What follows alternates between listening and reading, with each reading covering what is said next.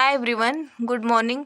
Last video में मैं mole fraction तक कंप्लीट करवा के मैं ख़त्म कर दी थी। उसके बाद आज मैं मोल फ्रैक्शन का से रिलेटेड कुछ क्वेश्चन प्रॉब्लम सॉल्व करवाऊँगी और उसके बाद मैं मोलरिटी क्या होती है उसके बारे में थोड़ा थोड़ा बताऊँगी और उससे रिलेटेड एक एक एग्जांपल मैं सॉल्व कराऊँगी। हाँ भाई, रही बात क्वेश्चन सॉल्व करने की, वो मैं अपने टेलीग्राम में अपलोड कर दूँगी पीडीएफ के फॉर्म में। आप लोग वहाँ से पहले सॉल्व करना, अगर डाउट होगा तो मैं बाद में वीडियो बना के उसको अपलोड भी कर दूँगी। तो यहाँ पे मैं पहला क्वेश्चन मोल फ्रैक्शन के से लेके मैं आई हूँ। यहाँ पे क्या है, इसमें क्या पूछा है, calculate the mole fraction of the ethylene glycol in a solution containing 20% of the ethylene glycol by the mass. तो बेसिकली इसमें मोल फ्रैक्शन पूछा है हमारे एथिलीन ग्लाइकॉल का, जो कि 20% है बाय द मास। मीन्स हमारा जो एथिलीन ग्लाइकॉल का मास है वो 20% है, तो हम उसको ले लेंगे, मास को ग्राम में लेते हैं तो 20 ग्राम। और जो रेस्ट होता है एथिलीन ग्लाइकॉल, रेस्ट जो होता है वो हमारा वाटर मॉलिक्यूल हो जाएगा। तो मतलब टोटल जो होता है हमारा 100 ग्राम होना चाहिए, तो रेस्ट ऑफ द कंपाउंड क्या होगा, हमारा वाटर होगा। तो यहाँ से हम एथिलीन ग्लाइकॉल का फॉर्मूला हमें पता है कि C2H6O2 होता है।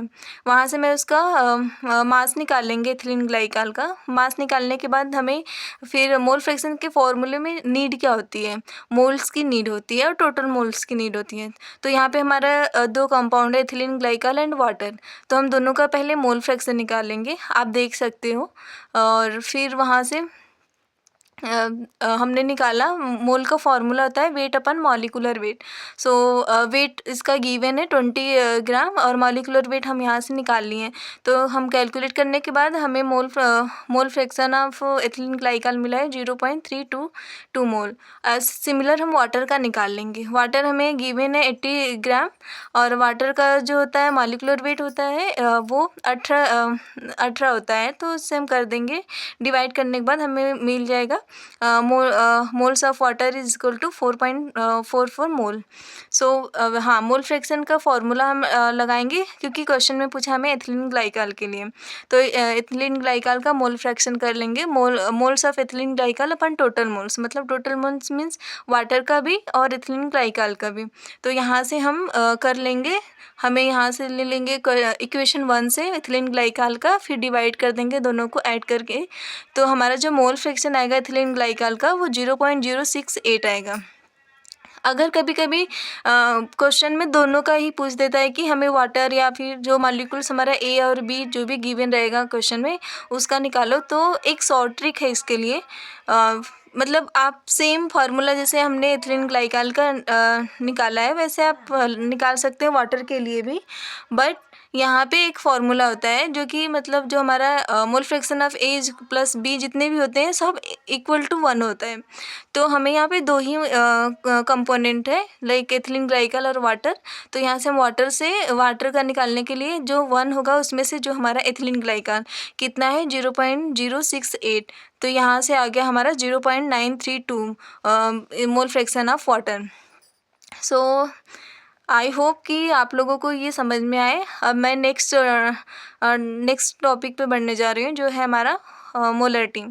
मोलरिटी बेसिकली ये भी एक कंसंट्रेशन ही होती है जिसका फॉर्मूला होता है basically mole of solute upon volume of solution in litre. इसके लिए मैं एक प्रॉब्लम सॉल्व करवाना चाहूँगी। ये है, इसमें क्या पूछा है क्वेश्चन में, calculate the molarity of a solution containing 5 gram of sodium hydroxide in 450 ml of solution. Basically हमें मोलरिटी के फार्मूले में क्या हमें चाहिए, मोल चाहिए होता है सॉल्यूट का जो हमारा सोडियम हाइड्रोक्साइड है, और जो हमें वॉल्यूम चाहिए होता है वो हमें सोल्यूशन का लीटर में चाहिए। तो हमें दो काम करना है यहाँ पे। एक तो हमें क्या निकालना है, मोल्स ऑफ सोडियम हाइड्रोक्साइड का मोल्स निकालना है, और दूसरा हमको जो लीटर है उसको हमें जो वॉल्यूम हमें मिलीलीटर में है उसको हमें लीटर में चेंज करना है। तो चलो सॉल्व करते हैं। तो पहले हम देख लेंगे कि हमें कितना गिवन मास कितने ग्राम दिया है सोडियम हाइड्रोक्साइड। बेसिकली ये 5 ग्राम है, और सोडियम हाइड्रोक्साइड का जब हम मॉलिक्यूलर वेट कैलकुलेट करेंगे तो सोडियम का होता है 23, हाइड्रोजन का 124 ऑक्सीजन का होता है 16 मतलब तो पूरा हमें कैलकुलेट करने के बाद 40 ग्राम पर मोल आएगा। तो इससे हम डिवाइड कर देंगे क्योंकि मोल का फॉर्मूला होता है वेट अपन मॉलिक्यूलर वेट। तो यहाँ से करने के बाद आ जाएगा हमारा 0.125 मोल्स ऑफ सोडियम हाइड्रोक्साइड। तो हम आएंगे अपने मोलरिटी फार्मूले पे, वहाँ पे पुट कर देंगे सोडियम हाइड्रोक्साइड के मोल और उसके वॉल्यूम से डिवाइड कर देंगे। बट यू हैव टू सी कि हमारा वॉल्यूम किस में दिया है। वॉल्यूम दिया है हमें मिलीलीटर में, सो हमें इसको कन्वर्ट करना पड़ेगा लीटर में। तो हम जानते हैं बेसिकली कि 1 लीटर 1000 मिलीलीटर के इक्वल होता है। तो जस्ट अगर 1 लीटर 1000 मिलीलीटर के इक्वल होता है तो 1 मिलीलीटर किसके हो जाएगा 1/1000।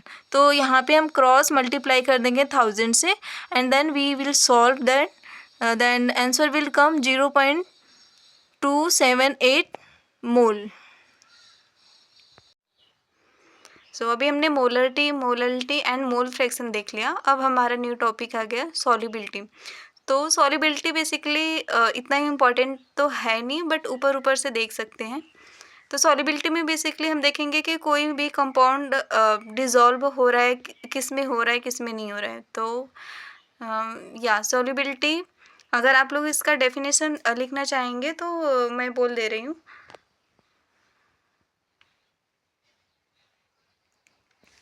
आप लोग लिख सकते हैं कि solubility of a substance is its maximum amount that can be dissolved at a specific amount of solvent at a specific temperature.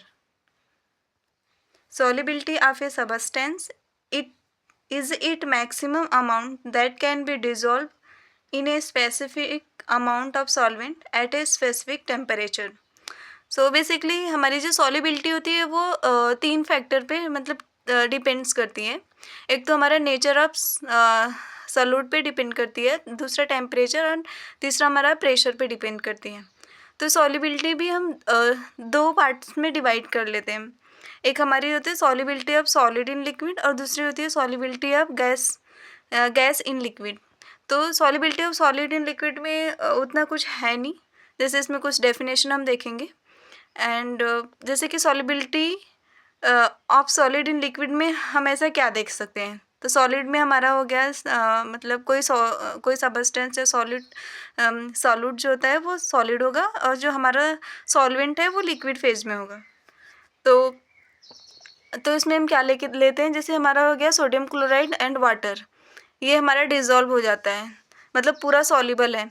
और जैसे हम चीनी पानी भी ले लेते हैं तो ये सॉल्युबल है। बट अगर वहीं पे हम नेप्थलीन एंड एंथ्रासिन को हम पानी में डिज़ोल्व करते हैं तो नहीं होता है। तो यहाँ पे एक क्वेश्चन आता है कि पानी और चीनी तो डिज़ोल्व हो गया, नमक और पानी भी डिज़ोल्व हो गया, क्यों एंथ्रासिन और नेप्थलीन वाटर में डिज़ोल्व नहीं हुआ, जबकि एंथ्रासिन और नेप्थलीन डिज़ोल्व हो जाता है बेंजीन में। तो यहाँ पे एक रूल्स होता है लाइक डिज़ोल्व लाइक। तो यहाँ पे ऐसा देखा गया है कि जो हमारा पोलर कंपाउंड या पोलर सॉल्वेंट है वो पोलर में डिज़ोल्व हो रहे हैं, जो नॉन पोलर है वो नॉन पोलर में डिज़ोल्व हो रहे हैं। तो यहाँ पे देखते हुए एक रूल्स बन गया, रूल्स नहीं मतलब ऐसे कह सकते हो कि समझने के लिए ईजी हो। तो लाइक डिज़ोल्व लाइक मतलब जिसकी जो प्रॉपर्टी होगी, मतलब जो जैसे पोलर है तो वो पोलर में डिज़ोल्व होगा, जो नॉन पोलर है वो नॉन पोलर में डिज़ोल्व होगा। आई होप आप लोग यहाँ तक समझ लिए होंगे। तो इसलिए जो हमारी जो नेप्थलीन और एंथ्रासिन होती है वो वाटर में डिज़ोल्व नहीं होती है। और या इसमें हम solubility of solid in liquid में हम 3-4 डेफिनेशन देख लेंगे, जैसे डिसोल्यूशन किसे कहते हैं, क्रिस्टलाइजेशन और सैचुरेटेड सॉल्यूशन क्या होता है। तो डिसोल्यूशन में क्या होता है बेसिकली, जब हमारा कोई जो सॉलिड होता है सॉल्यूट, हम सॉल्वेंट में जब ऐड करते हैं तो जब हम उसको ऐड करते जाते हैं तो वो डिज़ोल्व होता है। एक तो डिज़ोल्व होता है और दूसरा क्या होता है, उसका जो कंसंट्रेशन है वो बढ़ता जाता है। तो इस प्रोसेस को ही हम डिसोल्यूशन कहते हैं। इसका डेफिनेशन अगर आप लोगों को लिखना हो तो आप लोग लिख सकते हैं कि when A solute is dissolved to the solvent, some solute dissolve and its concentration increases in the solution. This process is called dissolution. अब हमारा आता है क्रिस्टलाइजेशन। क्रिस्टलाइजेशन ये बहुत इंपॉर्टेंट होता है, बट अभी के लिए नहीं। आगे जब जाओगे आप बीएससी एमएससी में, तो यहाँ पे वो मतलब जब आप लैब में जाओगे प्रॉपर प्रोजेक्ट वगैरह करने के लिए, तो वहाँ पे होता है कि तुम्हें रिक्रिस्टलाइजेशन या क्रिस्टलाइजेशन कंपाउंड का करना होता है। तो बेसिकली मैं ऐसे मतलब एग्जांपल देना चाहती हूँ कि तुम्हारा जो कंपाउंड होगा या तो तुम्हारा होगा सॉलिड फेज में या जेली, मतलब ना तो सॉलिड होगा ना तो लिक्विड, इंटरमीडिएट। उसको हमें मतलब क्रिस्टल फॉर्म में बनाना होता है। तो आप लोग धीरे धीरे सीख जाओगे। पहले यहाँ पे हम देखते हैं कि क्रिस्टलाइजेशन क्या होता है। तो क्रिस्टलाइजेशन में क्या होते हैं कि जो कुछ जो होते हैं सॉलिड के पार्टिकल जो सॉल्यूशन में रहते हैं वो कोलाइड करते हैं। और वो कोलाइड किससे करते हैं? सॉलिड के पार्टिकल से ही। तो वो क्या करते हैं कि वो कुछ टाइम के बाद वो मतलब सेपरेट आउट हो जाते हैं सॉल्यूशन में। तो वो किस में किस फॉर्म में आते हैं? वो क्रिस्टल के फॉर्म में आते हैं। कभी कभी हमारा क्या होता है कि वो एमॉर्फस में भी बनते हैं, गुड क्रिस्टल नहीं होता है, बट मतलब उसमें हम कुछ चेंजेस कर देते हैं, लाइक हीटिंग दे देते हैं, डार्क प्लेस पे रख लेते हैं, तो अ, तो उस केस में हमारा क्रिस्टल फॉर्म हो जाता है। तो अगर आप इसका भी डेफिनेशन लिखना चाहते हैं कि क्रिस्टलाइजेशन क्या होता है, तो लिख सकते हैं कि some solid particle in a solution colloid with the solid particle and get separate out of solution. This process is known as the crystallization. Basically और उसमें देखते हैं कि सेचुरेटेड सोल्यूशन क्या होता है। जैसे सेचुरेटेड और अनसेचुरेटेड सोल्यूशन बहुत सारे पूछते हैं। जैसे थ्योरी में कोई पूछ देता है, मतलब प्रैक्टिकल में भी जाओगे तो कोई पूछ देगा कि सेचुरेटेड सोल्यूशन क्या होता है, अनसेचुरेटेड क्या होता है। तो आप लोगों को इसके बारे में पता होना चाहिए।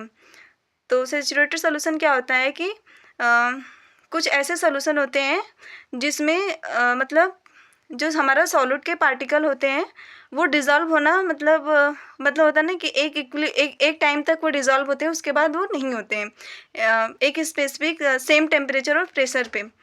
तो हम उसको सेचुरेटेड सोल्यूशन कहते हैं।